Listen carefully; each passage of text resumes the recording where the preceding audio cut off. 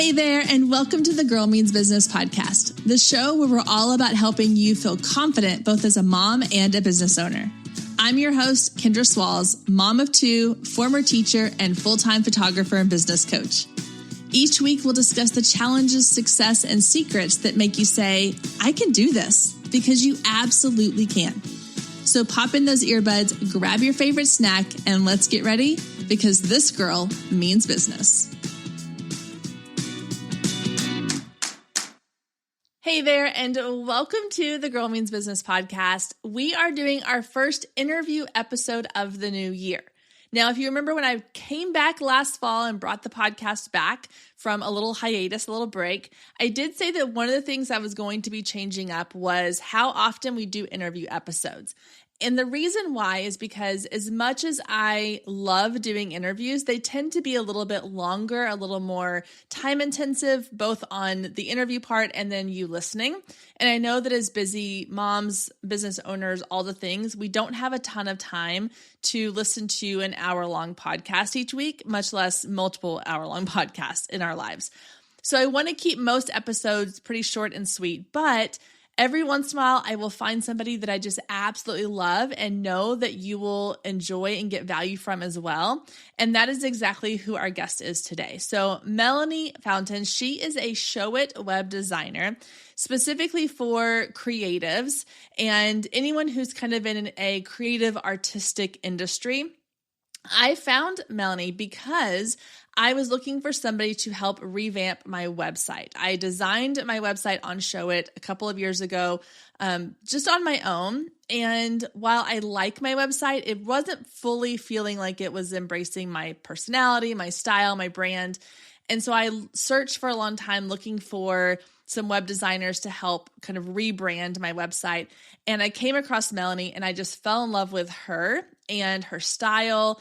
And we just really clicked. So we hopped on a call. We were talking about web design. I was like, you know what? I would love for you to come onto the podcast and share all of your knowledge with my audience, because I know that the things that you and I are discussing in this call could really benefit other people as well. And so that's exactly what she did. We hopped on a call to record this episode.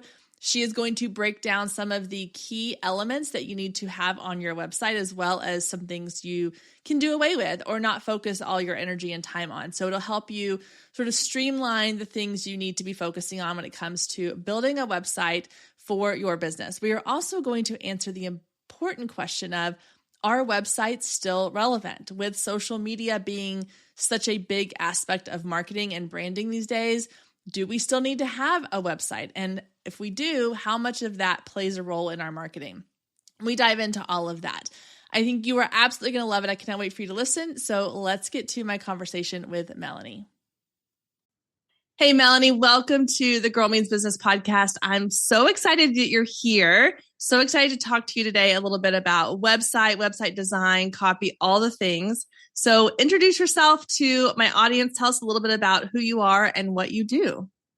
Hey, Kendra, thank you so much for having me. I'm excited to be here. My name is Melanie, and I am a Showit website designer. I also do business coaching for single moms, and so I've been in business since 2018.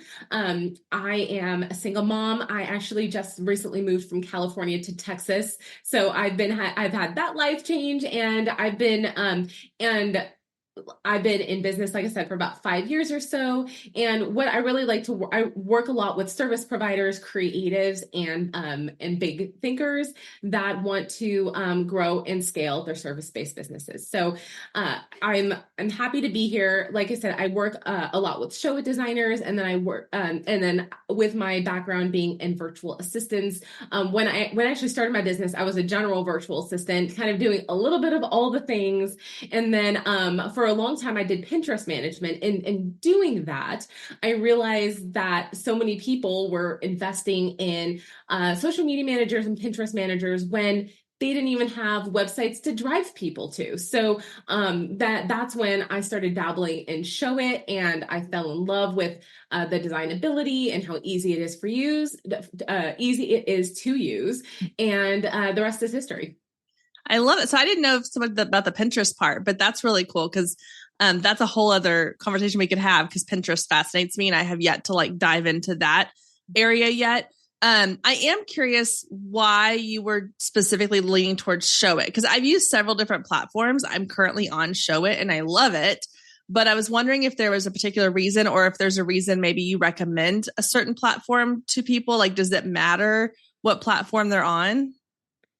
So it really does matter, because when you're thinking about which platform to choose, it depends on which services you offer. Are you strictly informative? Are you a blogger? Do you have e-commerce? And what I love about Showit is it serves the purpose for all of those.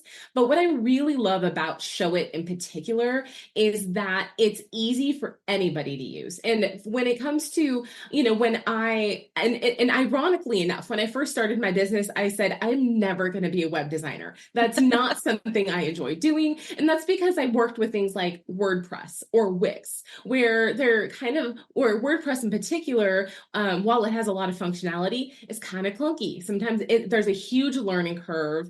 It's not for the not tech savvy. And if you want to get it to look the way you want it to, especially if you have a creative mind, if you're a creative business, or you just want to add your own personal flair to it, you have to do a lot of work to get it to look the way you want it to on WordPress. So when I found Showit, I realized how much functionality it has. It has all the functionality WordPress has in terms of SEO, in terms of optimization, in terms of customization, but then I found that it's even easier to customize without all the coding, and even my not so tech savvy clients can navigate it and are able to use it.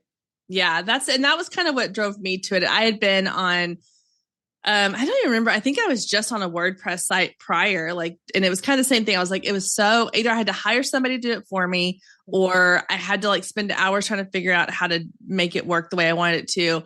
And Showit was one that I think a lot of photographers have used and still use. And so that was one that someone steered me towards, and I absolutely love it. So yeah, I just was curious. That was kind of a little extra question I had to throw in there just for my own sake of why you lean towards Showit.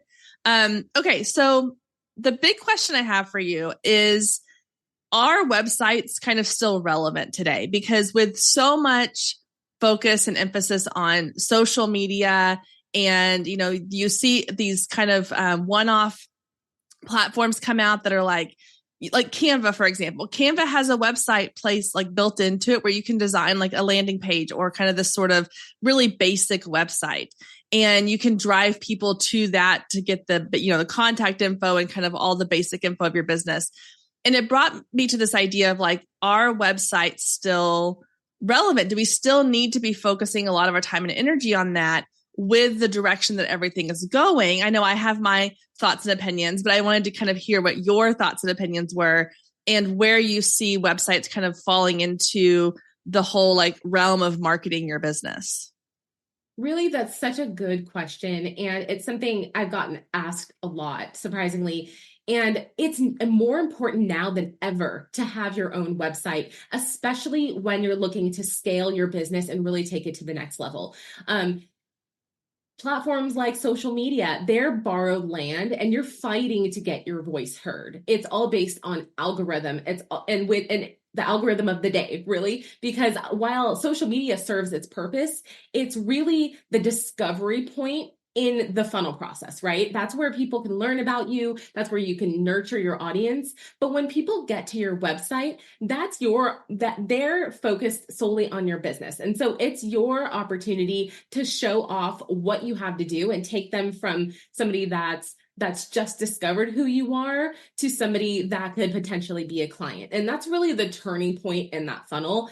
And because on social media, you're on borrowed land, and your website, you own that domain. You're self-hosted. I hope that's a whole other conversation, but that's where you can get people to join your email list. And that's your small space in the internet. That's your corner of the internet that you can call home, and that people can come and learn about you. They can kick their shoes off, they can learn about you, and you can really show them who you are and what you have to offer.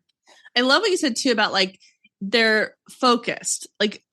I think we forget that part, that when you go on social media, people are they're kind of this ADD brain of like, they're just kind of scrolling to like get as much information as they can from as many different places. When they go to your actual website, their sole focus is on you and your content and your business. And that is huge. Like if you can get someone to spend even 2 to 5 minutes of focused energy on your business, like you've already kind of won. And if you don't have a place for them to focus on just you, which is your website, then you're just going to be more noise in all the chaos. So I hadn't really thought of it in that way before, but that makes a ton of sense. Like I love that, kind of way you've framed it for us there, that is your place for people to come and just focus on you. One thing I've always said about social media is it's like a cocktail party. You come dressed in your best attire, your full face hair and makeup, and you're just there to kind of make small talk with a bunch of people, but you want to get them out of that cocktail party and over to like a quiet little coffee shop where it's one-on-one, just you and them. And that's what, your website can be for that. So I love that idea. That's so good. I've never thought of it like a cocktail party, but you described that perfectly. Yeah. I mean, everybody's coming like to impress, but not to actually have anything of like substance necessarily. So that's how my brain likes to think of it. Well, because the goal of social media really is to get people to sign up for the email list, to get them onto your website, to take them, to nurture them, and to take them to that next step. And your website very likely is that next step. So if you're on social media and you're spending all of your time just posting, there needs to be a purpose behind the posting. And so a purpose to going to the cocktail party is to, like you said, get them into your corner and to have a deeper conversation. Yeah, I love that. Okay, so let's dive into we talked about a little bit like, yes, we need websites. Those are still very relevant. We need to have that little corner of the internet that's for us and for our business, that focus space. So now let's talk about what we need to have on that website in order for it to be really effective. Because I've looked at a lot of websites when it comes to doing audits and working with one-on-one clients and things like that. And I've seen like the good, the bad, the ugly. And I've also worked with people who've helped me like with creating my websites. And so I kind of have an idea of like what doesn't necessarily work. And some things that do, I think it kind of ebbs and flows a little bit too. But let's just say creatives. Okay. We're going to kind of just focus on like creative business owners. What are some of the like key things that they should have on their website? So when someone does leave that cocktail party of social media, comes to their little corner of the internet, and now they're here, what is it that we should have them do once they're in our space?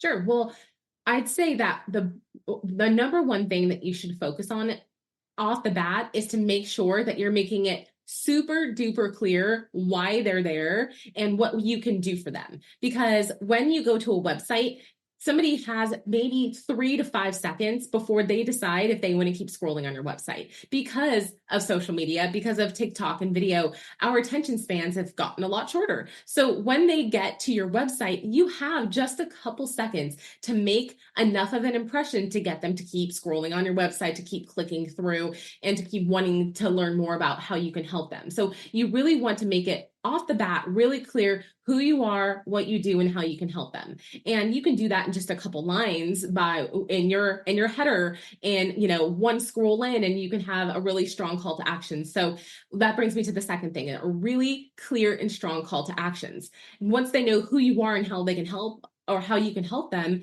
the next step is, now, how can they work with you? And so making that really clear on your website. And one thing that I see often in websites are having too many call to actions. So you want to make those call to act. You want to have 1, 2, maybe tops. And that could be the next step in how to work with you, whether that's to book a call, fill out a contact form, whatever that looks like in your business. But also you want to make it really clear. And then that second thing would be maybe your email list or something like that. But those are, I would say, tap at it 2 call to actions, unless you're trying to get them to a specific page. But really the funnel throughout your website is just to get them to those 1 or 2 places. You want to make that clear. You want to make that concise. And you also want to repeat that often through your website. Well, that's one of the things I think I've noticed the most when I'm looking at websites is so I come from a teaching background. I taught elementary school, and I kind of always compare it to like when I was working with like my second graders is I had one of two problems. Either you don't give them enough information or enough direction. Sorry, you don't give them enough direction and they end up kind of like wandering around the classroom, just doing their own thing. Or you give them too much information at one time and they're like, whoa, I can't handle all of this. Like my brain's going to shut down. And I think the same thing happens with our content, with our websites is I've seen some, and I'll just use photography, for example. I've seen some photography websites where I log in and the whole first like half of the homepage is this beautiful photo and that's it. And I'm like, okay, now what? Like, right, exactly. I don't know what to do with this. Like, I don't know where you are. I don't know what you offer. I know there's nothing to click on. I have to like scroll 3 times to get to wherever I need to be. And I'm like, okay, that's not enough. And so I just click away. Or I've seen ones where I come to them and it's like they throw an entire essay at me of like their entire history of why they do what they do and their equipment that they have and all this stuff. And I'm like, whoa, whoa, whoa, whoa, like that's too much. So it's like this Goldilocks thing. If we got to find that middle ground, like you were saying, of keep it simple, like tell them what you offer and, how you can help them, but then also give them an action to take. And then that's really all. I mean, obviously there's more to it than that, but like those are the key things that you need to have in place. Stay with us. We'll be right back. If you've been listening to the Girl Means Business podcast for any amount of time, then you know my love of email marketing runs deep. Not only is it a great way to generate new leads, but it's one of the most effective methods for nurturing warm leads and turning them into sales. Now, over the years, I've tested several email platforms, and my favorite by far is Flowdesk. Not only do they make email marketing simple and easy, even for the technically challenged, but they have everything you need to create stunning emails, capture leads, make sales, and automate the entire process, giving you time back in your busy day. And the cherry on top is you're only charged one flat fee no matter how many subscribers you have. So while other platforms will increase your price when you go over your pricing tier limit, Flowdesk has no price increases or hidden fees. If you're ready to give Flowdesk a try, click the link below in the show notes to save 50% off your first year. Let Flowdesk help you design emails people will love. Click the link below and check it out. I have a feeling you're going to love it just as much as I do.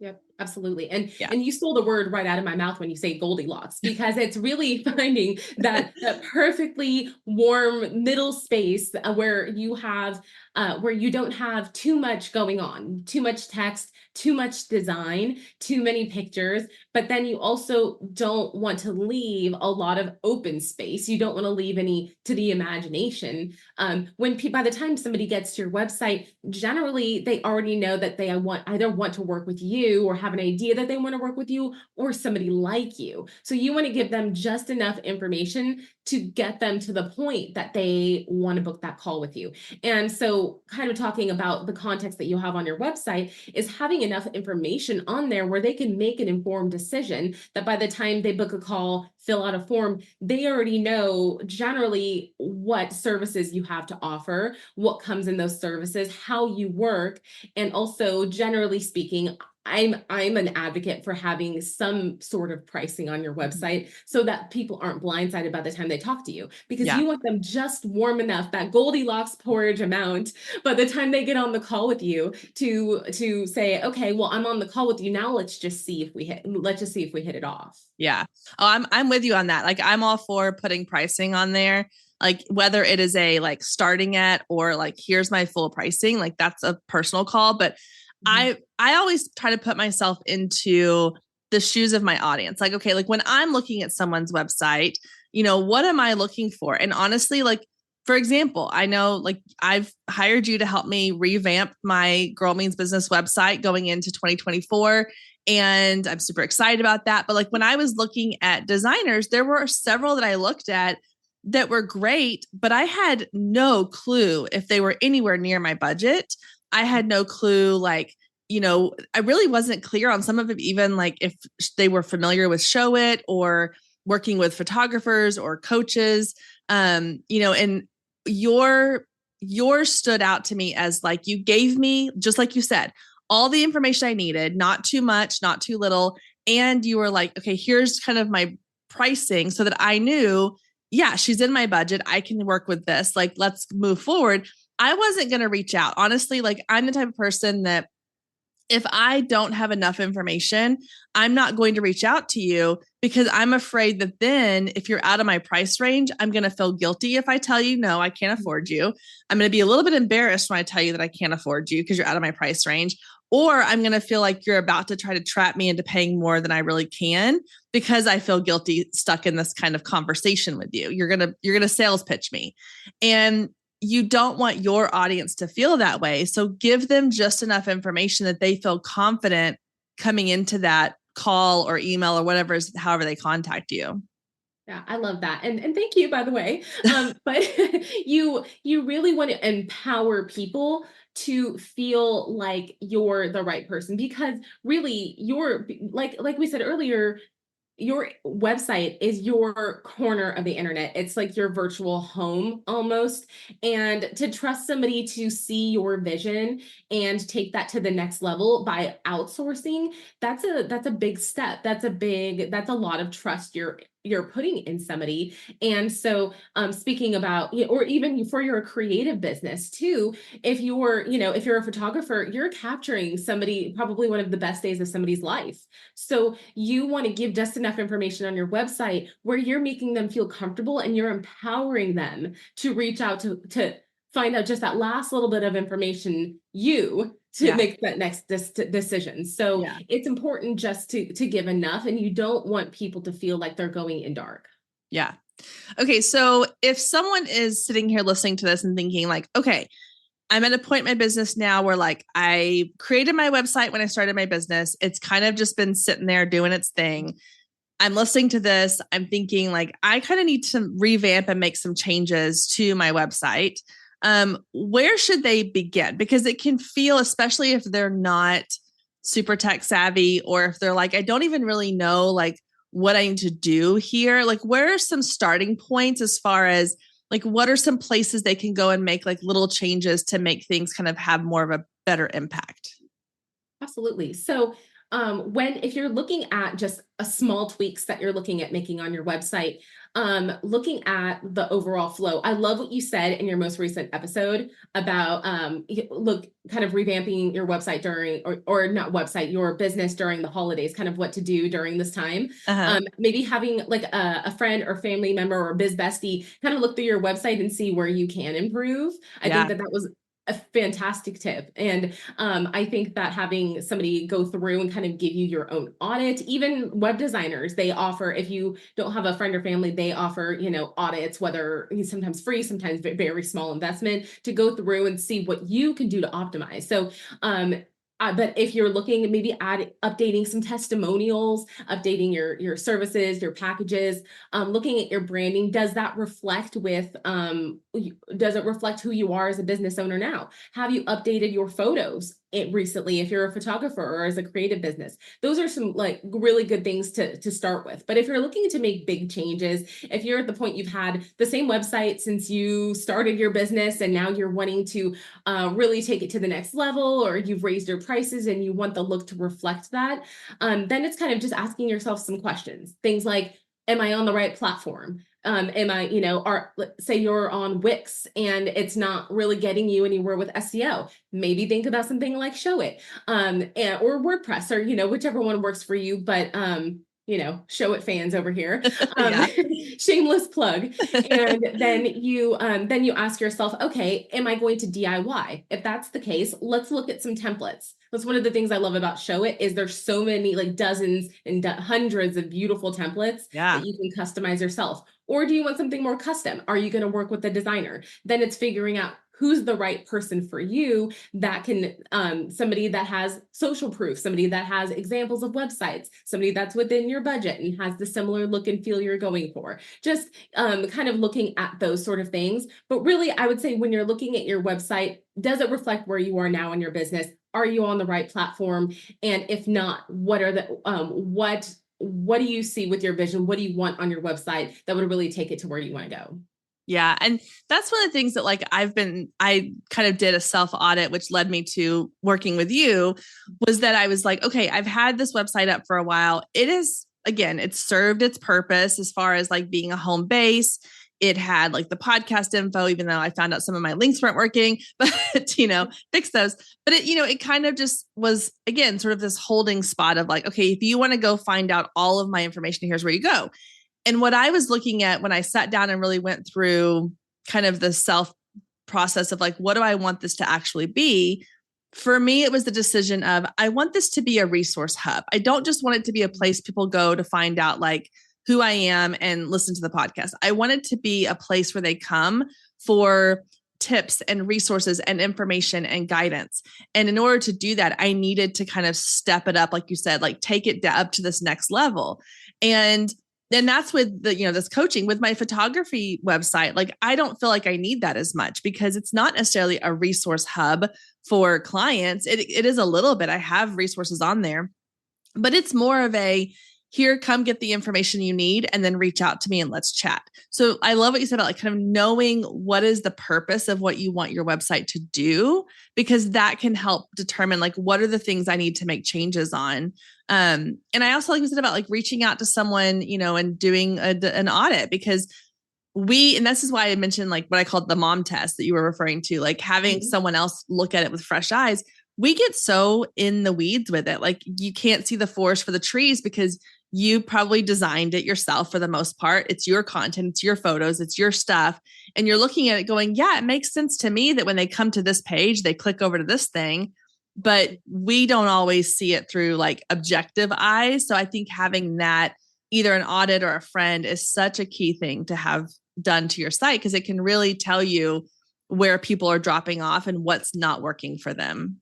Yeah. And even like you, when you reached out to me, a lot of it was like, I know I could do this myself, but I'm so busy with my own client work. I really want to take it to the next level. So I want somebody with fresh eyes that can redo this in a way that I wouldn't even be able to see. And it's knowing, and it's really, and this is in any point in business, knowing your limitations in terms of your own time, resources, energy, and even knowledge to be able to say, okay, is this the time to be able to outsource this? Even with coaching, for example, like you said, I could do this all myself, but this is going to take me so much longer to get there if I just do this myself. So it's also just knowing yourself enough to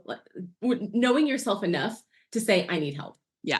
And that's good advice for business in general, not just your website, but like, knowing when it's okay to say, hey, I need help with this. And so I know like copywriting is not necessarily like, you're not a copywriter, but do you have any tips? Because I think that's where a lot of us struggle, where we're like, okay, I know how to make it look pretty, especially if you're a photographer or you're working in like graphic design or anything that's like art related. You're like, I know how to make it look pretty. How do I make it so that the words on the page connect with my audience? Like, do you have any tips or advice for that? Absolutely. So, I have a lot of copywriter friends, and if you are in a space to invest in copywriting, it is well worth the investment. But if you're at the point now where you're like, I'm redoing my website, but I also can't afford to do copy right now too, there are so many amazing resources. One, copywriters usually have a lot of templates. They have website templates that are a lot cheaper than investing in copywriting, like custom copywriting, that you can go and tweak yourself. Another really great resource, and this is sort of controversial, but I will say things like ChatGPT can be really, really helpful, and they can save you a lot of time. And if you have people that you look up to in the space, say Jenna Kutcher, Amy Porterfield, you could say, if you like the way their copy goes, you can say, speak in the tone of Jenna Kutcher and write a description for this website, and you can tweak it to sound like you. Yeah. And it does a good enough job for now until you're ready for something more custom or SEO friendly. Yeah. Oh my gosh. I love like ChatGPT and AI stuff. Like, I will say though, that I've seen a couple of photographers who have posted blogs that were fully written by AI. Right.